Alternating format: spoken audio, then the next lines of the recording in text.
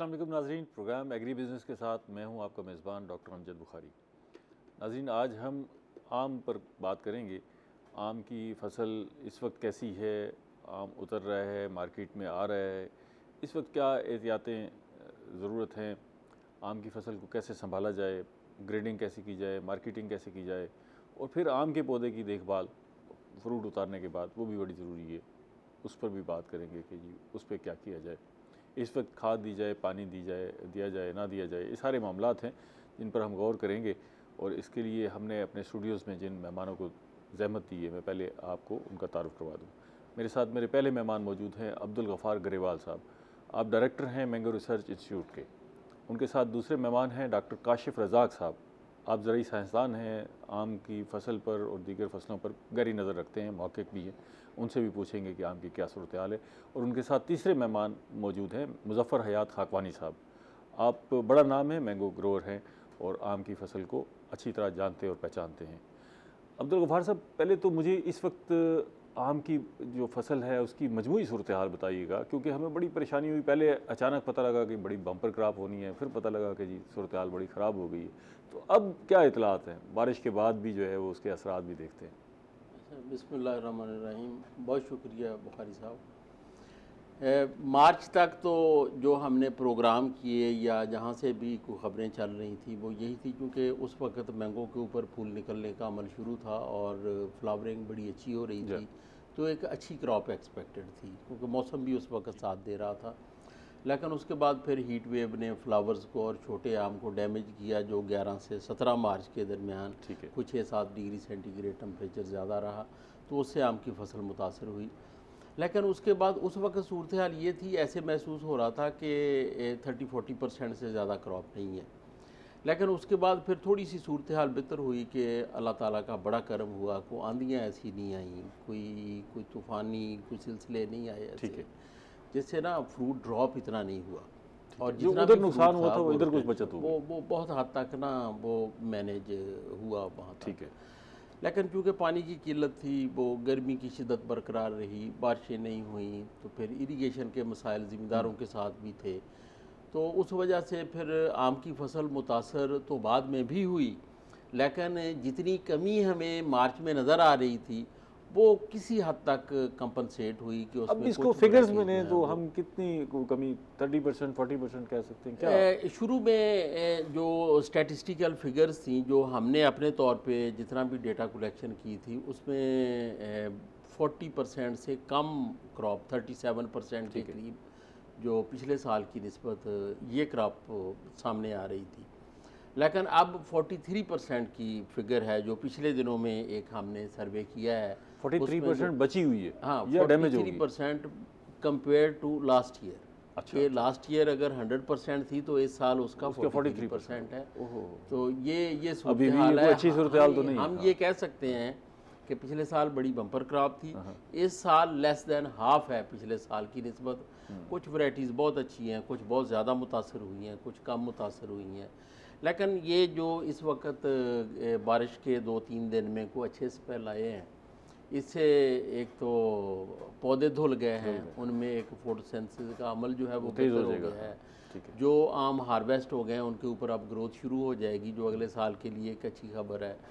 और पानी की जो कमी है वो आर्जी तौर पे एक दफ़ा जो है वो आपाशी की ज़रूरत नहीं होगी। जो देर से पकने वाली किस्में हैं, चूँकि अब हवा में नमी बेहतर हो गई है, उनका साइज़ कदरे बेहतर हो जाएगा और वो ठीक हो जाएगा। तो ये मजमूई तौर पे अब पहले से सूरत हाल काफ़ी हद तक निस्बतन बेहतर है, लेकिन इतनी बेहतर नहीं है, क्योंकि आम के हवाले से ना जी पूरा मुल्क इंतज़ार कर रहा होता है। अगर यहाँ से बुरी खबरें जा रही होती हैं तो परेशानी पूरे मुल्क में फैली होती है कि इसका मतलब है आम इस दफ़ा नहीं आएगा। तो ये सूरत हाल अब आपको फील्ड से भी नज़र आ रही है और ये मार्केट में भी नज़र आ रही है, आम के रेट से भी नज़र आ रही है। अब तो चीज़ें, पहले तो अंदाजे लगा रहे थे, अब क्लियर हो गई, अब तो चीज़ें क्लियर। अच्छा, एक सवाल ज़ाती सा है, आप भी आम का तोहफा भेजते हैं? आपसे तो ज़्यादा डिमांड करते होंगे लोग पूरे मुल्क में। यकीनन, क्यों नहीं। जो लोग भी आम से मुंसलिक हैं, मेरे ख्याल मुल्तान में रहने वाला कोई बंदा ऐसा नहीं है जो आम से मुंसलिक हो और अपने दोस्तों को तहफ़ ना भेजता हो। आम खिलाने पे भी तो तजर्बा कर लेते हैं, टेस्ट का अंदाज़ा हो जाएगा। इस साल मैंने ये अब तक इस पे अमल पैरा भी हैं कि जितनी फसल कम है उसी हिसाब से पहले अगर 10 किलोग्राम की पेटी भेजते थे तो इस साल 5 केजी की भेज रहे हैं। तो हमने भी जो कट था वो उसी हिसाब से, वो नेचुरल कट था, वो हर तरफ ऊपर चिट भी लगा दी जाएगी जी। ये वजूहात हैं इस दफा ना जी, आम इस तरह आएगा जी। ये सबके सामने है, सबको पता है। जब रेडी पे बंदा खरीदने जाता है उसको अंदाजा हो जाता है क्या सूरत हाल है। डॉक्टर साहब ये बताइएगा कि ये बड़ा अजीब सा मंजर हुआ कि अब जून में हम सर्दी इंजॉय कर रहे हैं और मार्च में सख्त गर्मी थी, तो ये क्या हो रहा है? और इसके फसलों पर असरात बाकियों पर भी मुरतब हो रहे हैं, आम की फसल पर भी इसके असरात मुरतब होंगे, ये जो इतनी फ्लक्चुएशन? बिल्कुल, आप देखें कि जो मार्च हमारा मंथ है, इसमें हम अब ये कह रहे हैं कि सर्दी आई है, उसके फ़ौरन बाद गर्मी आ गई है, बाहर का मौसम ही नहीं है, जो सडन चेंज हुआ है टेम्परेचर का, जिसकी वजह से बहुत सारी हमारी फसलें, स्पेशली जो मैंगो है, वो इफेक्ट, बागात पर भी असर, बागात पर भी, मैंगो पर भी असर। जैसे भी सर ने भी आपको बताया कि ऑलमोस्ट 40% जो हम क्रॉप है वो हमारी डैमेज हो चुकी है। ये जो फसलें हैं वो भी अपनी हैयत बदलती हैं इससे, या अपने आप को एडजस्ट करती हैं मौसम के एतबार से? ज़ाहिर है उन पर भी, जैसे इंसान अपने आप को एडजस्ट कर लेते हैं, तो क्या पौधे भी अपने आप को एडजस्ट करते हैं? बिल्कुल ऐसे ही है। अब आप मैंगो की अगर हम मिसाल लें तो उसमें आप देखें कुछ वैरायटीज़ हैं अब जो कि बहुत ज़्यादा जिस पे इफेक्ट हुआ है इस क्लाइमेट चेंज का, जैसे हमारी चौंसा वगैरह है, और कुछ ऐसी वैरायटीज़ हैं जिन पे बहुत कम इफेक्ट है, जैसे रटोल वगैरह है, तो डेफिनेटली उन पे भी इम्पैक्ट होता ही है। अच्छा, तो ये फ्यूचर में फोरकास्ट क्या है? आपको अंदाज़ा है कि फोरकास्ट के हिसाब से अभी कितनी फसल होगी जो आम के दरख्तों पर मौजूद होगी? बाकी अब देखें ऑलमोस्ट जैसे कह रहे हैं हम लोग 60% हमारे पास है अभी भी जो फसल जो दरख्तों पर मौजूद है, उससे हम लोग हार्वेस्ट भी करेंगे और उससे कमर्शियल क्रॉप भी इंशाल्लाह। ठीक है, तो ये अब उस पर भी जो है मौसम असरअंदाज होगा। बिल्कुल, अगर आंधी आ जाती है तो उसके गिरने का डर होगा। बिल्कुल, बारिश से तो कोई नुकसान नहीं होगा। बारिश से ऐसा कोई भी नुकसान नहीं है। बारिश तो शदीद बारिश भी हो जाए, पानी भी खड़ा हो जाए पौधों के नीचे जी, तो उससे ऐसा भी कोई नुकसान नहीं, ऐसा मसला नहीं होगा। काकवानी साहब, आप मुद्दत से जो है ये काश्तकारी कर रहे हैं और आम के पौधे और उसकी नफ्सियात को बड़ी अच्छी तरह समझते हैं, तो इस दफ़ा आपने इस मौसम को कैसा पाया? आम के लिए कोई परेशानी हुई, घबराहट हुई, या ठीक था, सारे मामला ठीक थे? जैसा कि गफ़ार साहब ने भी कहा है कि शुरू में हम बड़े खुश थे कि जो उसकी फोट हो रही थी, हाँ जी, सुन रहे थे कि बहुत ज़बरदस्त फसल होने वाली है, बहुत ज़बरदस्त है, और उसके बाद जो फ्रूट सेटिंग का टाइम आया तो फिर क्योंकि हमारा जो क्लाइमेट चेंज है वो सेट इन हुआ और इस दफ़ा बरसात आई ही नहीं, या ठंड थी या यकदम गर्मी आ गई। वो जो दरमियान वाला मौसम है वो माइनस हो गया। वो था ही नहीं, हकीकत है। तो उसके बाद ये मैं समझता हूँ कि हम खुशकिस्मत हैं कि 43% जैसा कि गफ़ार साहब ने फरमाया उस तक आए हैं, लेकिन कुछ फ़ायदे भी हुए हैं जिसकी वजह से यहाँ पे आकर रुकी हुई है। फ़ायदे क्या हुए हैं? बटूर नहीं इस्तीफ़ा हुआ, वो एक अच्छा खासा हमें नुकसान देता है, वो बच गई। बीमारियाँ कम थी, ठीक है, तो ये कुछ अगर ये भी उस तरह से होता तो इससे भी फिगर जो है नीचे जानी थी। ठीक है। दूसरी चीज़ ये है कि जहाँ तक इसका ताल्लुक़ है, एक्सपोर्ट का ताल्लुक़ है, या उसकी हमारे जो पोस्ट हार्वेस्ट लॉसेस होते हैं ना जी, वो तकरीबन 40% होते हैं। अच्छा, वो लॉसेस भी 60% कम होने चाहिए उस रेशो के हिसाब से। ठीक है ना जी। वो हो रहे हैं, नज़र आ रहे हैं, होंगे इंशाल्लाह होंगे। ठीक है। और दूसरा एक्सपोर्ट में भी जो है वो फिगर जो है वो मतलब है कि जाती है जो कि एक्सेस होती है किस्म की, तो क्योंकि लेकिन इस दफ़ा हम खुशकिस्मती से कि जो वो लॉसेस हैं पोस्ट हार्वेस्ट वो कम होने की वजह से कम से कम ये है कि हमें एक्सपोर्ट की ज़रूरत है, तो उसके लिए इंशाअल्लाह बेहतर होगा, बेहतर होगा। इससे हमने सीखा भी तो होगा ना इस सारे अमल से बहुत कुछ ना जी, कि ये एक मुख्तलिफ मौसम आया, या उसके असरात क्या मुरतब हुए, फिर जब चीज़ कम हो तो उसको संभालने की भी ज़्यादा फिक्र होती है, तो इस सारे अमल से हमने सीखा भी होगा यकीनन। और दूसरा ये है, अलबत्ता ये कह सकते हैं कि जी हमारे अवाम के लिए जो उसकी कीमतें हैं वो ज़्यादा होंगी। ये तो अब किस चीज़ का गिला किया जाए? वो एक आम कुछ मकामी फसल थी वो भी छिन गई लोगों से ना जी, तकरीबन ऐसे ही हुआ ना, इतनी महंगाई में तो पहले ही बड़े पिस गए हैं। तो अगर वो आम भी महंगा हो जाए तो बड़ा मुश्किल हो जाएगा। वो इसलिए कि जी आम है ही कम, जब भी कोई कमी होती है तो। और फिर जहाँ तक आपने वो तोहफों की बात की है, तो ये एक मैं समझता हूँ कि ट्रेडिशन बनी हुई है। आम लोग तोहफे में देते, केले वाले केला नहीं देते, एप्पल वाले एप्पल नहीं देते, किन्नों वाले किन्नों नहीं देते। हर शहर की कोई ना कोई सौगात है। जी हाँ, लेकिन आम जो है ही ना, जाता है तोहफे में। वो लोग दोस्त जो है वो तवक्को भी रखते हैं, और देने वाले जो है वो भी जहन में उन्हें रखा होता है कि भाई इतनी पेटियां हमने अपने दोस्तों के लिए मुख्तस करनी है। आप पर भी दबाव होता है तोहफे का? जी हाँ, होता है, लेकिन हम वो जो लिस्ट बनाई हुई है ना मैंने कंप्यूटर पे, उनको उसी को बगैर उनके क्या भेज देते। तो आप एक्सपोर्ट भी करते हैं आप? एक्सपोर्ट कुछ अरसा मैंने किया है दोस्तों के साथ मिलके। लेकिन ये है कि बहरहाल कुछ ऐसी चीज़ें हैं कि कुछ गवर्नमेंट की तरफ से हमें सपोर्ट की ज़रूरत है उस सिलसिले में। और क्या है कि मैं समझता हूँ कि जो हमारा एक्सपोर्ट प्रमोशन ब्यूरो है, उसके नीचे होना चाहिए हमारी जो ये है जो इदारे जो डीपीपी जो है, डीपीपी है। क्योंकि अगर एक्सपोर्ट कम होती है तो एक्सपोर्ट प्रमोशन ब्यूरो को पूछा जाता है, ठीक है, लेकिन डीपीपी को कोई नहीं पूछता। इस पे खवानी साहब जरा डिटेल से बात करते हैं। एक्सपोर्ट बड़ा इंपॉर्टेंट मैटर है। एक वक्फा लेने, वक्फा बड़ा ज़रूरी है। नाज़रीन, मिलते हैं एक छोटे से वक्फे के बाद।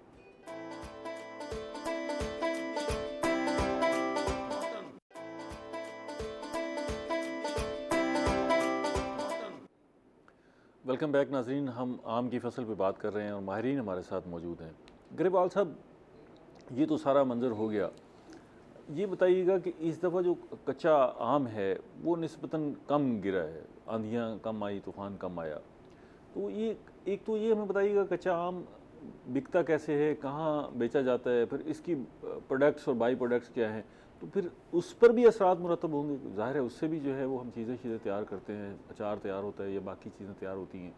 और ये जो कलमी आम है इसका हम क्या यूटिलाइजेशन करते हैं, अगर आपको अंदाज़ा हो?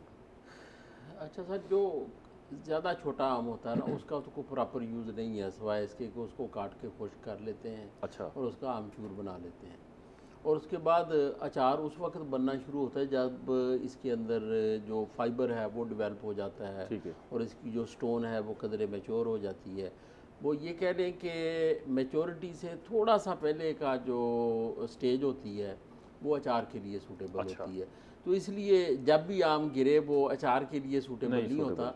आम तौर पे तोड़े हुए आम ही अचार के लिए सूटेबल होते हैं। तो उन्हीं से अचार बनाया जाता है। जो गिरा हुआ आम है वो पहले भी उसकी कोई बहुत बड़ी सनत नहीं है, उसका आमचूर बनता है, खटाई बनती अगर ये दुनिया तो में ये इतना अवेलेबल होता तो कोई ना कोई तो हल इसका निकाल लिया जाता। हमारे पास कोई ऐसा उसका इस्तेमाल नहीं। इसका यही है कि इसका आमचूर बनाते हैं, और जो उसकी एक सनत है अपनी, जो वो एक अच्छे रेट पे वो ज़ाया नहीं होता, वो सारा आम जो है वो फरोख्त हो जाता है। डॉक्टर साहब से पूछे, डॉक्टर साहब इसका कोई ये जो कच्चा आम ख़ास तौर पे आंधी तूफ़ान में गिरता है तो इसका कोई यूटिलाइजेशन है या यही बस जो ग्रेवाल साहब बता रहे हैं? बिल्कुल जो ग्रेवाल साहब ने कहा है वो ऐसे ही रहा है कि जो भी कच्चा छोटे साइज़ का होता है उसको एज ए आमचूर पाउडर के तौर पे इस्तेमाल किया जाता है। इसके अलावा कुछ नहीं है? इसके अलावा अभी आखिर बाई प्रोडक्ट हो तो सकती है ना इसके, हम कुछ ना बिल्कुल हो सकते हैं, उनको एक्सप्लोर किया जा सकता है। हाँ, कोई इसमें इसकी कैंडीज़ बनाई जा सकती हैं, कुछ और भी कहीं ना कहीं किसी चीज़ में, फ्रूट्स में, फ्रूट के साथ केक वगैरह में उसको मिला के कहीं ना कहीं इस्तेमाल हो सकता है। लेकिन मेरा ख्याल है इस पर आपके इदारे भी कोई काम शाम नहीं कर रहे। ये ना ये सूरत हाल नहीं है। कितने परसेंट गिरता है आम वैसे, अगर आपने इस पर तहकीक की हो? ये जितना भी फ्रूट सेट होता है ना इब्तिदा पे, उसका ऑलमोस्ट 90% गिर जाता है। अच्छा, फल बनने के बाद 90% गिर जाता है। 90% जिसको हम कहते हैं ना ये आम वादे हो गया। और इसको गिर जाना चाहिए। अगर ये ना गिरे तो ये एक एक गुच्छे पे 50-50 आम लगे होते हैं, वो अगर ना गिरे, ये तो आखिर में 2-3 आम मैच्योर होते हैं, अगर ये ना गिरे फिर सारे छोटे छोटे रह जाते हैं। तो उनको इब्तिदाई तौर पे ही गिरना होता है ताकि इसका इस्तेमाल जो है ना वो तो सोचना चाहिए। खगवानी साहब से पूछते हैं, खगवानी साहब ये आपकी तजर्बे से भी ये बारहा गुजरता होगा कि आंधियाँ आती हैं, तूफान आती हैं, वैसे गिर जाता है आम, बड़ी तादाद में, बड़ी मिकदार में आम गिर जाता है। आप इसका क्या करते हैं, कैसे बेचते हैं, इसका कोई प्लान है? और जो है जब गिर जाता है ना, जो हमारे जहन में पहले ही जो फिक्र होता है ना कि जो गिरा हुआ है उसको कितनी जल्दी हमने इकट्ठा करके डिस्ट्रॉय कर देना है या उसको बरी कर देना है। क्यों कि उससे फ्रूट फ्लाई जो है ना वो पैदा होती है, उसका अटैक होता है। वो उसका एक किस्म का वो फीडिंग प्लेस है। तो इसलिए हमें रिसर्च स्टेशन से भी यही फौरी तौर पे उसे इकट्ठा करना है, पहले आपने रिप्लेस करना है, जगह बिल्कुल उसको आपने फ़ौरन इकट्ठा करके दबा देना है, वरना जो है ना ये फ्रूट फ्लाई, क्योंकि वो एक्सपोर्ट में हमें बड़ा प्रॉब्लम आता है फिर। तो ये जो आप इकट्ठा करते हैं ये कहीं बिकता नहीं है?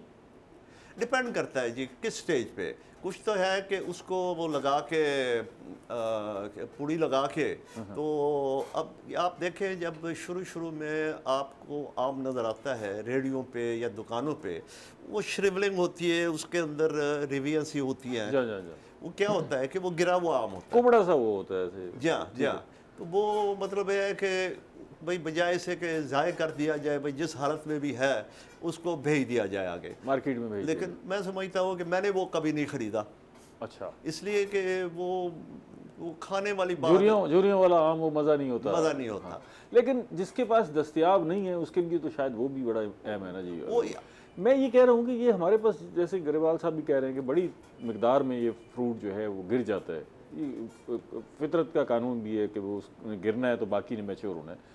इसकी यूटिलाइजेशन के हवाले से आपने भी कभी नहीं सोचा कि कुछ ऐसी कोई बाई प्रोडक्ट बनी चाहिए, कोई इंडस्ट्री को सामने आना चाहिए, इसका इस्तेमाल कहीं ना कहीं होना चाहिए? अर्ज ये है कि अगर आप बाग को सही तरीके से अगर हम संभाल लें और अच्छी प्रोडक्शन ले लें, यही हमारे लिए काफ़ी है। बाकी वो जो गिरता है वो एक दूसरी बाई प्रोडक्ट जो है, वो जो उसमें जो वो होते हैं, वो जो ठेकेदार होते हैं या हम लोग मंडियों में अगर देते हैं तो वो वहाँ से आके बाई प्रोडक्ट बनाने वाले ले जाते हैं और वो उसका बाई प्रोडक्ट तो नहीं बनती, जहाँ जहाँ कहीं इस्तेमाल हो गया, कोई करेले शरेलों में भर लिया, कोई कहीं खटास पैदा इस बात से तो सारी मिसपरसेप्शन सी क्रिएट हो रही है।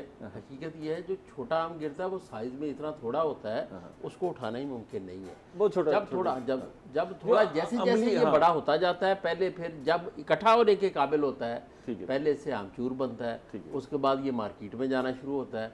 अब अगर गिरे हुए आम की बात करें, वो तो अब आंधियों से और बारिशों से भी गिरा है, लेकिन वो सारे का सारा वो प्रॉपरली ग्रेडिंग हो के वो मार्केट में गया है और वो एज ए फ्रेश मैंगो वहाँ पे सेल हुआ है। ठीक है, तो ये नहीं है जो बड़े साइज का आम है वो इस काबिल इस्तेमाल होता है, डिपेंड करता है किस साइज का और किस स्टेज पे गिरा है, तो इसकी यूटिलिटी बिल्कुल मौजूद है। आगे चलते हैं ग्रेवाल साहब। इस वक्त जो है जो फसल मौजूद है दरख्तों पर, जाहिर है उसको भी हमने उतारना है, कुछ अर्ली वैरायटीज़ हैं, कुछ थोड़ी सी ताख़ीर की। तो अभी ये जो मौसम के असरात हैं वो उस पर कोई असरअंदाज हो सकते हैं कि ये मुसलसल बारिशें हो रही हैं, आगे भी अब मानसून का सीज़न स्टार्ट हो रहा है तो बारिशें बढ़ जाएंगी और फिर जैसे क्लाइमेटिक चेंजेस हैं तो हो सकता है कोई तूफ़ानी किस्म की बारिशें हों जिसमें तेज़ हवा भी हो।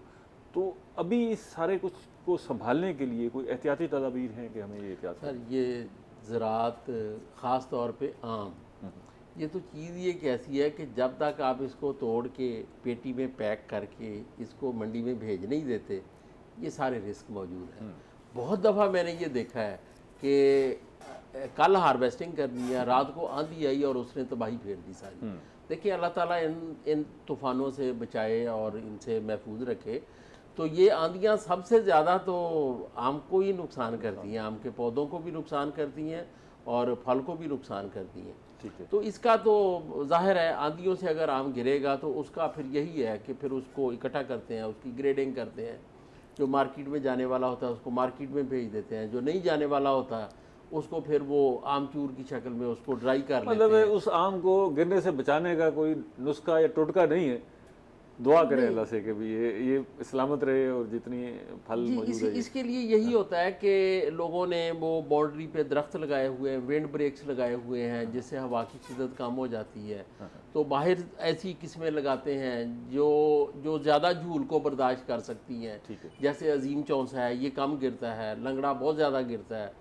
तो ये तरतीब बाग की ऐसी लगाई होती है कि शुरू में जो किस्में हैं वो ऐसी हों जो हवा को बर्दाश्त कर सके, ठीक है, और जैसे आगे जो है वो नफीस किस्में जो हवा को बर्दाश्त। अच्छा, ये तो एक सारा अरेंजमेंट है, बाकी हवा के धक्के फिर मुतासर करते हैं ये। अच्छा, ये वैसे जब आंधियाँ आती हैं तो यहाँ इस पूरे खित्ते में बड़ा एक मिथ है कि जी आंधियों को बांध दिया जाता है, ठीक है ना जी, और वो फ़ज़ा में खड़ी हो जाती हैं। लोग जानना भी चाहते हैं ना, इंटरेस्टिंग बात। बल्कि मैं खकवानी साहब से इसके बारे में राय लेना चाहूँगा। आपने तो बारहा ये सुना होगा, तजर्बा भी किया होगा कि आपको भी ऐसे लोग मिले जो आंधियों को बांध देते हैं, या आंधी आई और फ़ज़ा में खड़ी हो जाती है रेत से?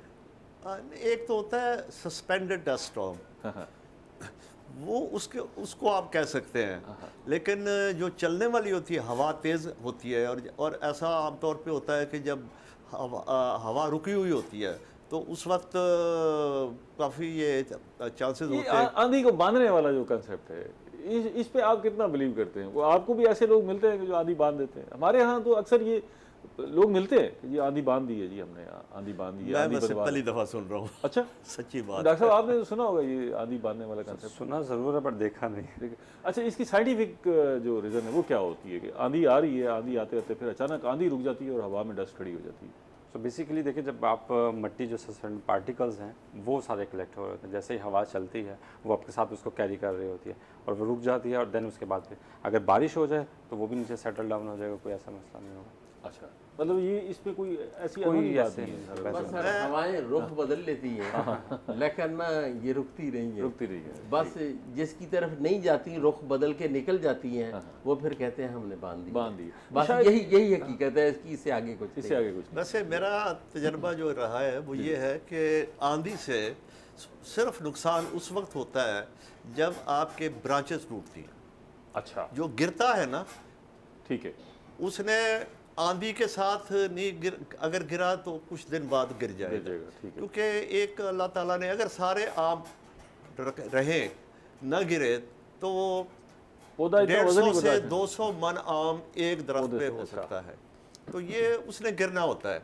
सिर्फ ये है कि आंधी से वो जिसने हफ्ते बाद गिरना होता है वो भी आज गिर जाता है, जिसने 4 दिन बाद गिरना होता है वो भी आज गिर जाता है। तो ये चीज़ मेरा तजर्बा तो यही कहता है, यही हुआ है। ये हाँ, अलबत्ता लड़ा टूटा है, उसके साथ जो आम लगे हुए थे वो ज़ाय सारा हुए। ज़ाय हो गए, और वो जो है पूरे टनी भी जो भी है वो सारा वो जी भी ज़ाय हो जी गया, ठीक है ना जी।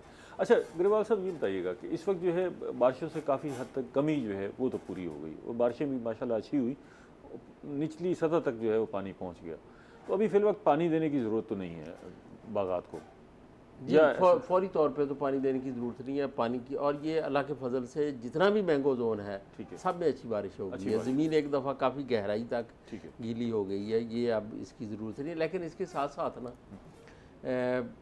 ये जो बागात के ऊपर बारिशें हैं इनके फ़ायदे भी हैं और कुछ इनके नुकसानात भी हैं। फ़ायदों का हमने पहले जिक्र किया कि क्या क्या हैं। अच्छा, इसमें नुकसानात भी कुछ हो सकते हैं, जैसे इस वक्त जो सफ़ेद चौंसा है हमारा वो खड़ा हुआ है, अभी उसकी ग्रोथ होगी, उसका फल बेहतर होगा। एक बारिश हो गई है, एक और हो जाएगी तो फिर ये बीमारियां पौधों के ऊपर फैल जाती है। अच्छा। इसको हम कहते हैं डिजीज़ इनाकुलम बारिश से फैल गया है। अच्छा। तो जब आम तोड़ के एक्सपोर्ट होता है ना तो फिर इसका डंडी का गलना और इसके ऊपर निशान पड़ना, ये फिर मसाइल बहुत बनते हैं। अच्छा, उसके लिए भी कुछ एहतियाती तदाबीर हैं जो ग्रोअर को करनी होती हैं। इसके अलावा जब ये ग्रेवाल साहब एहतियाती तदाबीर आपसे ज़रा डिटेल से पूछूंगा, क्योंकि ये जो मरहला है इस वक्त बड़ा इंपॉर्टेंट है, लेकिन एक ब्रेक ले लें, वो भी बड़ी इंपॉर्टेंट है सर। नाज़रीन, मिलते हैं एक छोटी सी ब्रेक के बाद।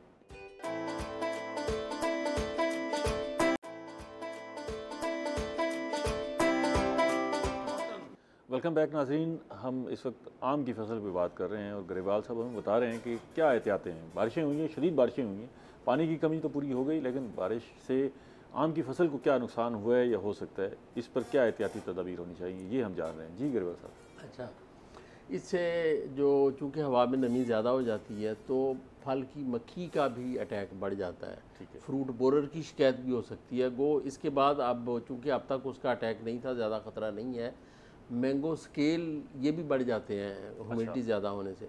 तो ये जो मसाइल साथ साथ चलते हैं ना, तो उनका भी ध्यान रखना चाहिए, ख़ास तौर पे वो किस्में जो एक्सपोर्ट होती हैं, क्योंकि उनके साथ अगर ये मसाइल लथी हो जाए तो फिर एक्सपोर्ट मुतासर होती है। फिर क्या एहतियातें करनी चाहिए, किस तरह इस सारी सूरत हाल से बचना चाहिए? अगर कहीं अटैक देखा जाता है फ्रूट फ्लाई का या दीगर जो बीमारियाँ हैं उनका, तो क्या करना चाहिए? फ्रूट फ्लाई का तो अटैक देखने की ज़रूरत नहीं है, उसका तो हमला शुरू है, अब उसके अंदर शिद्दत आएगी।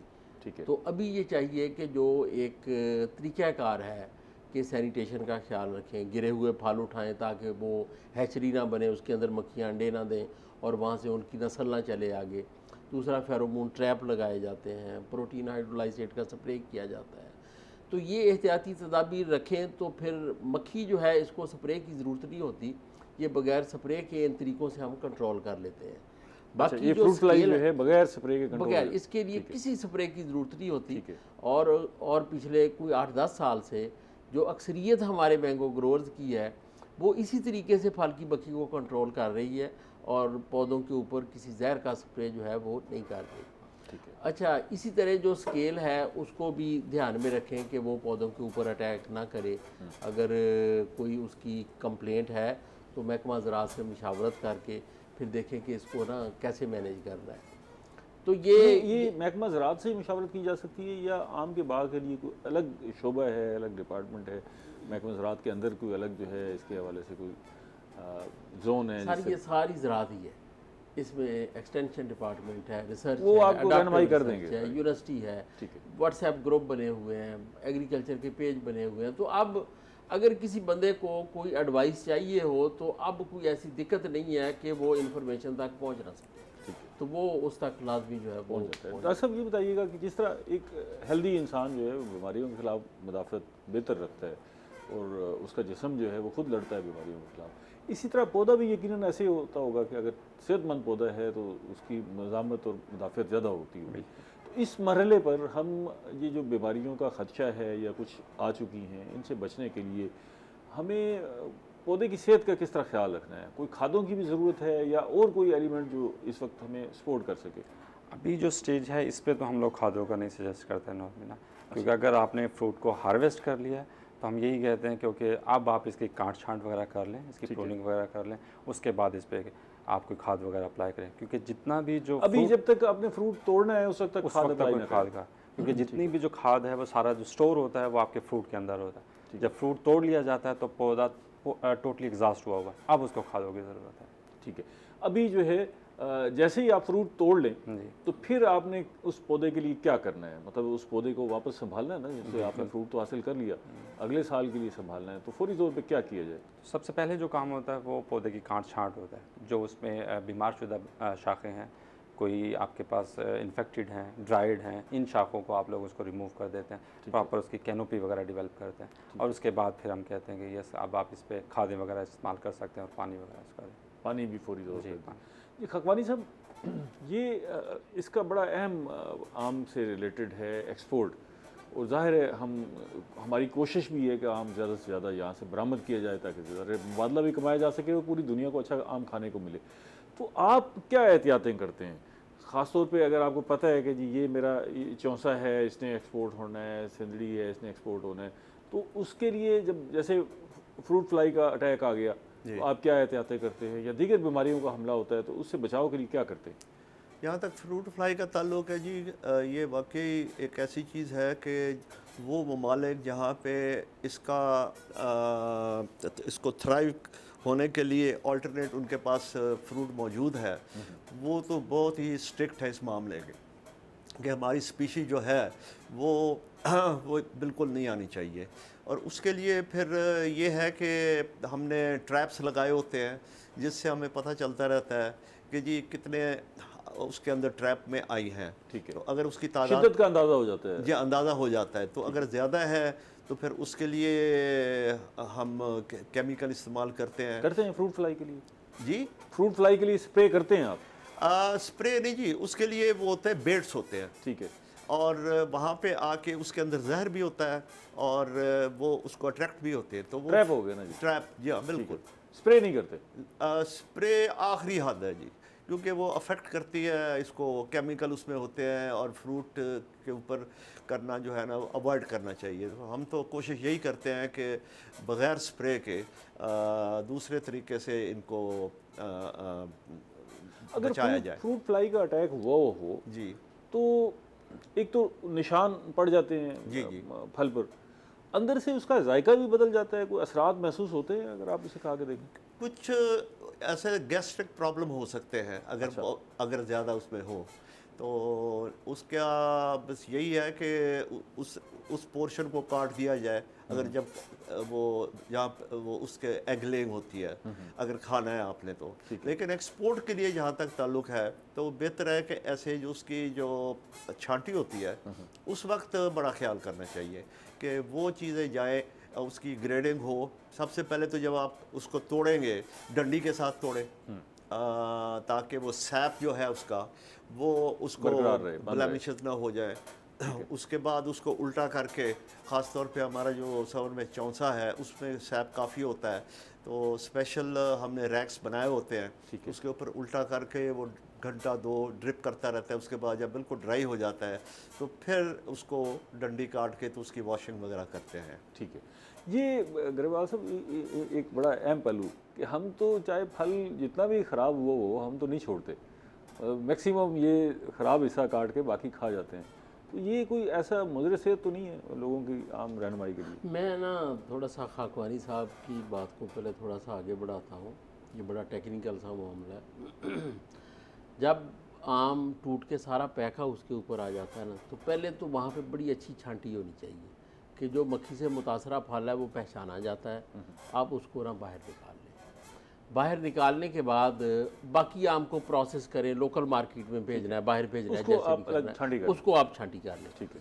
अच्छा, वो सारा जो छांटी किया हुआ आम है ना, अगर आप उसको गर्म पानी के अंदर 20 मिनट तक रख लें तो उसके अंदर मक्खी के जो भी बाकियात होती हैं, उसके अंडे हैं या उसका प्यूपा है, वो सब ख़त्म हो जाते हैं। अच्छा। और मक्खी, ये कह लें कि मक्खी का जो अटैक है वो ज़ीरो हो जाता है। मक्खी उसके अंदर नहीं होती। ये पानी का टेम्परेचर कितना होना चाहिए? 48 डिग्री। 48 डिग्री से 20 मिनट तक रख लें सिर्फ। तो और बाकी ऑनलाइन जितने भी लोग आप बिज़नेस कर रहे हैं उनमें से बहुत सारे लोग, चूँकि ऑनलाइन बिज़नेस में अगर शाम को फीडबैक आ जाए ना कि 2 डब्बों के अंदर से मक्खी निकली है तो सोशल मीडिया पे इसका शोर बन जाता है, तो उसकी सेल बंद हो जाती है। तो बहुत सारे लोग ये कर रहे हैं कि उन्होंने हॉट वाटर ट्रीटमेंट के छोटे यूनिट लगाए हुए हैं, वो 20 मिनट तक, वो मक्खी वाले फ्रूट छांटी करते ही नहीं है। ठीक है। वो अपने सारे फ्रूट को 20 मिनट तक गर्म पानी में रखते हैं, क्योंकि उसका कोई साइड इफेक्ट नहीं है। तो इस तरह ये मार्केटिंग कर रहे हैं। ये एक बड़ा अच्छा टूल है कि 20 मिनट तक गर्म पानी में रखें, जब आम खुश्क हो जाए आप इसको आगे प्रोसेस करें और चला दें। दूसरा सर, जो आप बात कर रहे हैं ना कि खाने से क्या होता है, तो मक्खी के अंडों से सुंडियाँ निकलती हैं और सुंडियाँ पूरे आम के गुदे में फैल जाती हैं। तो जो मैगट्स हैं वो सारे फैले हुए होते हैं, वो खाने वाला कहाँ होता है। अच्छा, आपने खा लिया तो इसका मतलब सुनिए आपके तो कुछ ना कुछ होगा। अच्छा। तो कुछ ना कुछ होगा। बाकी अपने अपने हाजमे की बात है। तो हमें तो कुछ लोग सारे खा जाते हैं। नहीं, ऐसे नहीं है। मक्खी से मुतासरा गला हुआ फल बहुत विजिबल होता है, हम आमतौर पे उसको नहीं खाते। ठीक है। पके हुए आम में ये विजिबल। इसका मतलब आपकी रिकमेंडेशन, मशवरा ये है कि भी एहतियात करनी चाहिए, ऐसे आम को ना खाएं तो ज़्यादा बेहतर है, गले हुए आम को फेंक दें तो ज़्यादा बेहतर है बजाय इसके कि। सर, मैं जो सही बात है ना, पौधे के ऊपर इसको कंट्रोल करें, पौधे से उतरने के बाद जो मक्खी से मुतासरा फल हो उनको गर्म पानी से गुजारें, ये बिल्कुल इस्तेमाल के काबिल है और नॉर्मल है। कभी इंसेक्टिसाइड का मक्खी के कंट्रोल के लिए स्प्रे ना करें। ठीक है। स्प्रे से मक्खी कभी कंट्रोल होती नहीं है। ये मक्खी कंट्रोल वैसे ही होती है जैसे जिसका खाकवानी साहब ने जिक्र की थी। तो ट्रैप्स हैं या फिर बाद में जो है वो गर्म पानी है, ये चीज़ें हैं। बाकी मैं काशिफ साहब की बात को भी थोड़ा सा आगे बढ़ाऊँगा। देखिए, आम से अगर हर साल आपने अच्छी पैदावार लेनी है ना, तो 3 चीज़ें बड़ी बेसिक हैं जिनको इग्नोर करके आप कभी अच्छी पैदावार हर साल नहीं ले सकते। अच्छा। नंबर 1, जो आम का फल है उसकी हर वैरायटी की बर्दाश्त का, उसको तोड़ने का एक टाइम है। ठीक है। गैर ज़रूरी ताख़ीर ना करें पौधों के ऊपर, उसको खामखा रोकें नहीं। जब फल तैयार हो जाए कोशिश करें इसको हार्वेस्ट करें और बेच दें। ठीक है। पहली चीज़। दूसरी, तोड़ने के बाद जल्दी से जल्दी इसको न्यूट्रिशन डालें ताकि ये अपनी नई ग्रोथ निकाले जिसके ऊपर अगले साल फल लगना है। ठीक है। और तीसरा, सर्दियों में पानी बंद रखें। अगर ये 3 अमल आप कर लें, नहीं सर्दियों में नहीं, मिड अक्टूबर से आप पानी को बंद कर दें। ठीक है। बाकी जो अमल है ना, तो इन सब के लिए बहुत सारा टाइम होता है। ठीक है। खाद डालने के बाद कुछ टाइम लगता है जिसमें ग्रोथ स्टार्ट होती है, उसके अंदर आप प्रूनिंग कर सकते हैं, ये बहुत सारे अमल कर सकते हैं। लेकिन किसी भी सूरत में फर्टिलाइज़र एप्लीकेशन आप डिले ना करें। अगर आप इसको डिले करेंगे तो फिर आपकी क्रॉप इफेक्ट होगी। इफेक्ट होगी। डॉक्टर साहब से पूछते हैं ये फर्टिलाइजर कौन कौन सी क्या आपका रहता है अभी कुछ जी बताना? मैं अगर सब दोस्त मुझे थोड़ा अपना थोड़ा टाइम अपना आपको- टाइम दे हाँ। दें, मैं ना टाइम भी- खास बातें करना टाइम भी चाहता सिर्फ हूँ। 2 मिनट है, वो अगर वो सारे आपको दे भी दें तो 2 मिनट है। जी मैं कुछ ख़ास बातें ना कुछ करना चाहता हूँ। एक तो ये आपने किसी से सवाल पूछा था कि हमने सीखा क्या है इस तरह के मौसमी हालात से। इसमें सर सबसे पहली चीज़ जो है हमने ये देखा है कि वो पौधे जिन पे जल्दी फूल निकल आते हैं, ये हीट वेव के बावजूद उनके ऊपर फल बन जाता है। अच्छा, एक तो हमें ये सारी एफर्ट्स करनी चाहिए कि हम फ्लावरिंग को जल्दी कैसे ला सकते हैं। इसकी टेक्निक्स मौजूद हैं और इनको इम्प्लीमेंट करने की ज़रूरत है, एक चीज़। दूसरा, जिस तरह अब फर्टिलाइज़र के रेट हैं, जैसे डीज़ल का रेट है, जैसे बिजली के रेट हैं, अगर हम ये समझें कि हम जो पुरानी मैनेजमेंट का एक तरीका है जिसमें हम 17, 18 या 20-22 दफ़ा ऑर्चर्ड को इरीगेट करते हैं, सर वो पॉसिबल नहीं है। अब ठीक है, उतनी फर्टिलाइज़र हम डाल नहीं सकते, उस तरह पानी लगा नहीं सकते, उस तरह कल्टीवेशन कर नहीं सकते। अब हमें अपने जो प्रैक्टिस के तरीके हैं उनको भी किफ़ायत शारी की तरफ लेके आना है। टेक्निक्स मौजूद हैं जिसमें आप पौधे के नीचे ड्राई मटेरियल, पौधों की शाखें जिसको हम आम तौर पे पौधों की मल्चेस कहते हैं, वो पौधों के नीचे रूट सिस्टम के ऊपर डाल के आप जो इरिगेशन का इंटरवल है उसको लंबा कर सकते हैं। बजाय इसके आप इसको 17 से 20 दफ़ा पानी दें साल में, अब आप 8 से 10 दफ़ा आप पानी दे के आप इसको ना चला सकते हैं, एक चीज़। दूसरा, अब सर ये मुमकिन नहीं है कि जो रिकमेंडेड डोज है आप इसमें 2 किलो पोटाश डाल दें, वो 15-16 हज़ार रुपये की तो पोटाश का बैग है, तो वो एप्लीकेशन पॉसिबल नहीं है। अब हमें इस तरफ आना है कि हम यूज़ एफिशिएंसी को बढ़ाएं। हम वो तरीक़ाकार अख्तियार करें कि जितनी खाद हम डालते हैं हम ये यकीनी बनाएं कि ये सारी पौधे में चली जाए, सारी पौधे के ऊपर चली जाए। तो इसके लिए टेक्निक्स मौजूद हैं, इंटरवेंशन मौजूद हैं। कुछ ग्रोअर्स इसको अडॉप्ट भी कर रहे हैं, क्योंकि पहले सब इसकी ज़रूरत महसूस नहीं कर रहे थे, तो अब इसकी ज़रूरत है इंशाल्लाह। सब इस पे जो है ना, ये जो पौधे से फल लेने के बाद उसकी मैनेजमेंट जो है उस पर हम एक अलग प्रोग्राम करेंगे। आज प्रोग्राम का वक्त ख़त्म हो गया, वरना आपसे मज़ीद भी हम मुस्तफ़ीद होते। आप दोनों हज़रात का भी बेहद शुक्रिया, आप तशरीफ़ लाए। आपका वक्त जो है वो ग्रेवाल साहब को दे दिया, इन्होंने इंपॉर्टेंट बातें बतानी थी। आपसे मैं पूछना चाहता था कि कोई टोटका, कोई नुस्खा जो काश्तकारों के लिए होना चाहिए, लेकिन वो फिर इंशाल्लाह किसी प्रोग्राम में फिर बात करेंगे। नाज़रीन, हमने आम की फसल में बात की और बहुत सारी अहम चीज़ें और काफ़ी सारी ऐसी चीज़ें आपके सामने आई जिनको आप अडॉप्ट करके, जिनको अख्तियार करके आप अपनी फसल को बेहतर कर सकते हैं, आम के पौधे को सेहतमंद बना सकते हैं और अपनी फसल को बचा सकते हैं। अगले प्रोग्राम तक इजाज़त दीजिए, अल्लाह ने के बाद।